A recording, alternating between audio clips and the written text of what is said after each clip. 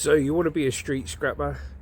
Let me give you my few years of experience, top tips on what you can do to be a street scrapper, to stay legal, get some money and hotspots that you can go to. So listen to this video, hope you're all well, and we'll begin.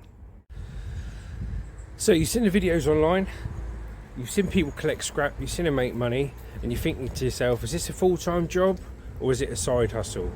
But either way, you want to find out. You want to find out if you could be the one earning the money, and that's only human. So for those out there that are watching the channel, thanks for watching, and let's see what you need to have as a street scrapper and how you should do it, how I did it, and how you can do it and start earning money for you and your family today. So first things first, before you do anything, you need to look at a vehicle. What vehicle have you got? Are you going to start off, have you got a big family car? Have you got an estate car? Have you got a small van? Are you going to get a big van? Are you going to get a tipper truck? These are all questions you need to ask yourself. First, before you get that vehicle, you need to decide how serious you're going to do this. Are you going to go out just on the weekends? Try and get a bit of scrap. You want to earn 30, 40 quid. Pay for a pouch of baccy. Get a bit of alcohol. Maybe a takeaway on the night. If you're doing that, just use your family car. Get what bits you can and weigh it in. If you want to take it a bit more serious and you're going out a few days a week, I recommend getting something like a Ford Transit Connect or a short wheelbase Ford Transit. This is, you're going to pick these up quite cheap, okay, so not going to cost that much for you to get, and you're going to fit a good amount of scrap in.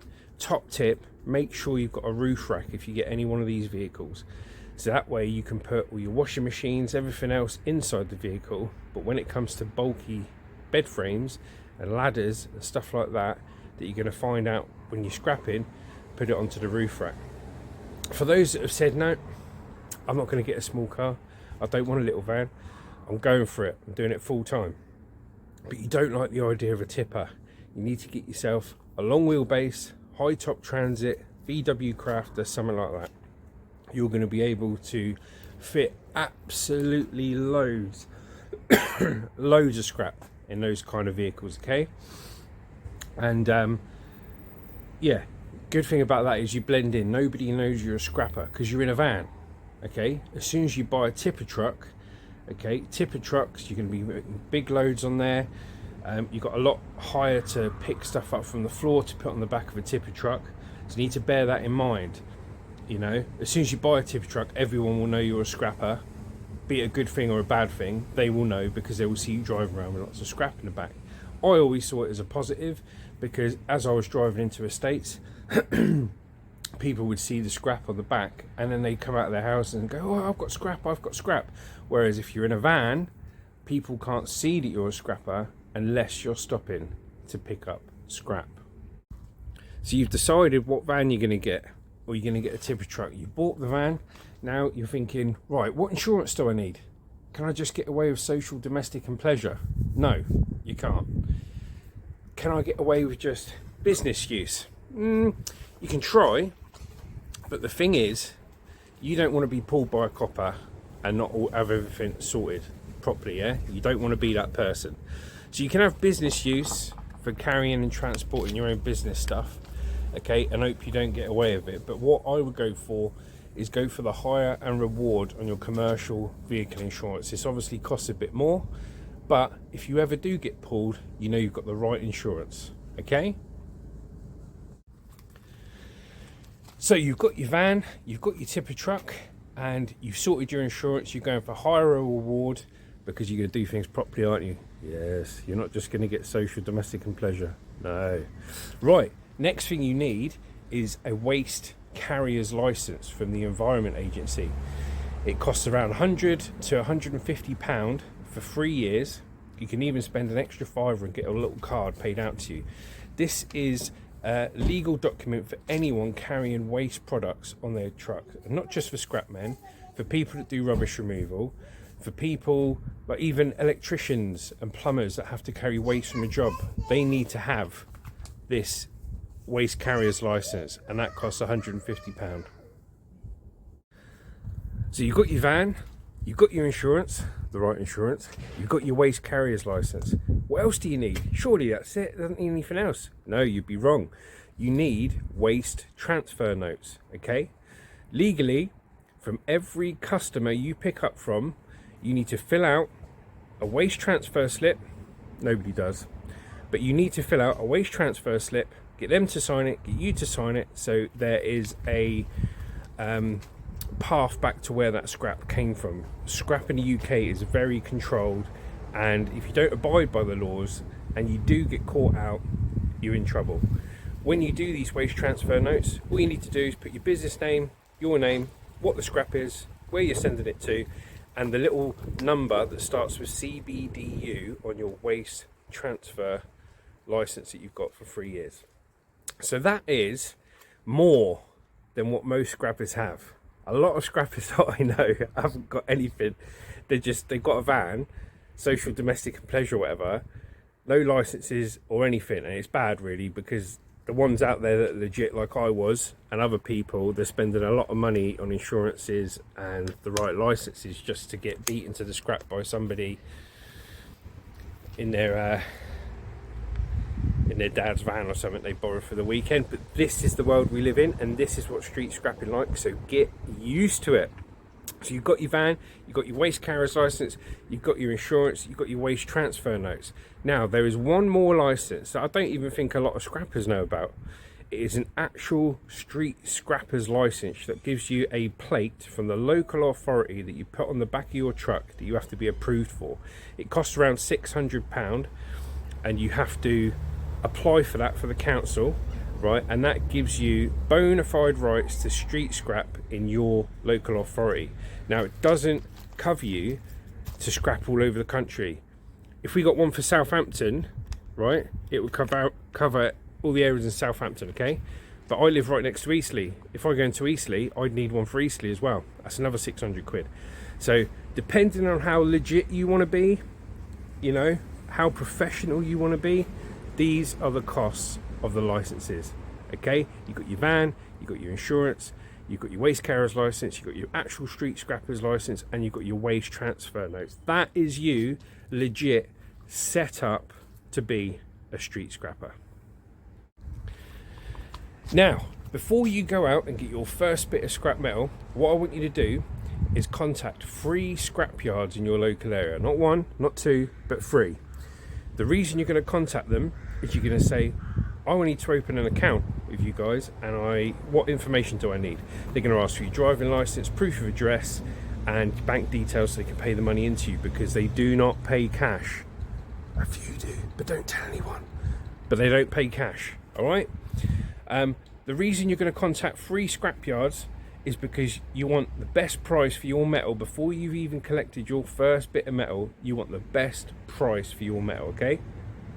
So you're going to ring round, you can say, what's the price of light iron, mate, per tonne? What's the price of shearing per tonne? Yeah, these are all different metal loads with all different prices. What's the price of brake discs? What's the price of your non-ferrous, your copper, your brass, your aluminium? And you write all the information down, and you'll soon find out who the best yard is, and who's worth taking your money to, and who's worth avoiding. Okay, so that is what you want to do after you've got your van and everything else set up. Right, so you've got your van, you've got your insurance, you've got your waste carrier's license, you've got your waste transfer notes, you've contacted the scrap yards, you're ready to get scrap. No, you're not ready to get scrap, because what you need next is your tools. If you haven't got the right tools, you're going to come unstuck fast, trust me.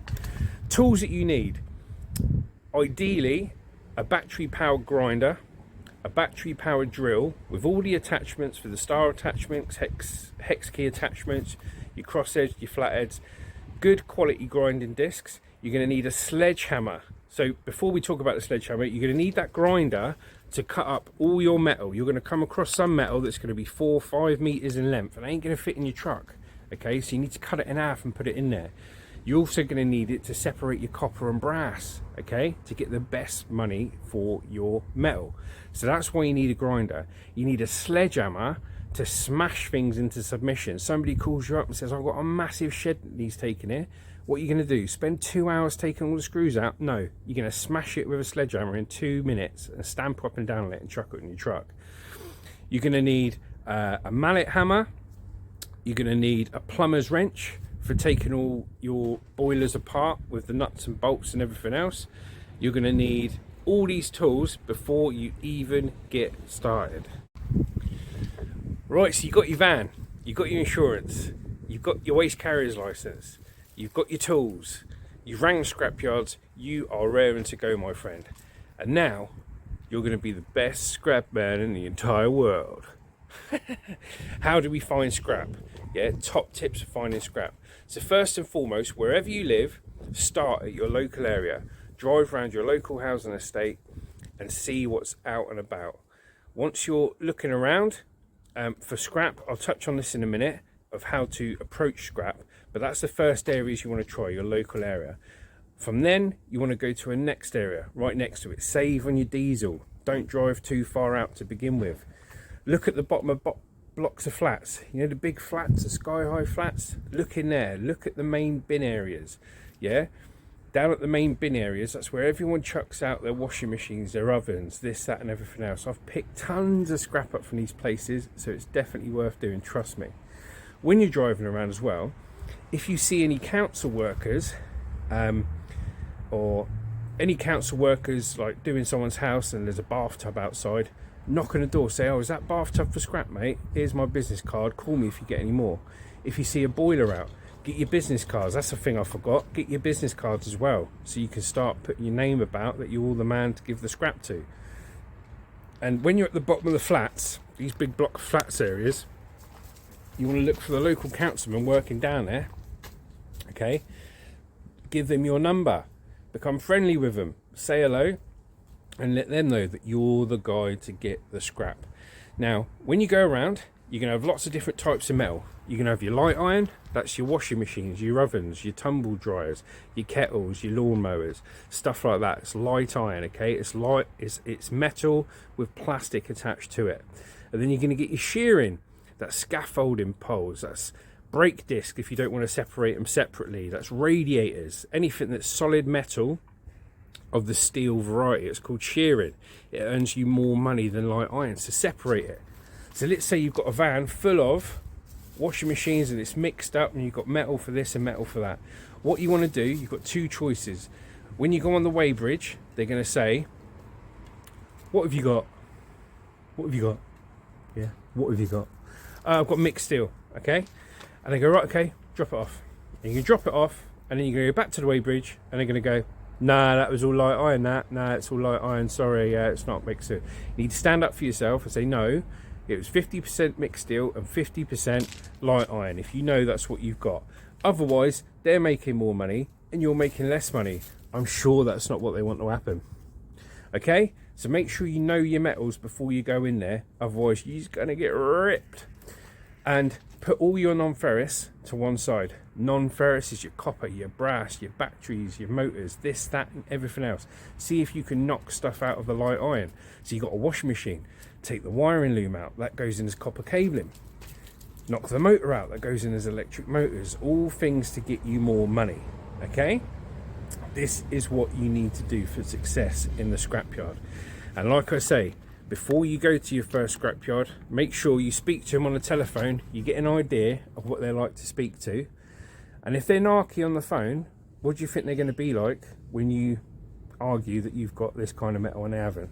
Avoid those ones and go to the good ones, all right?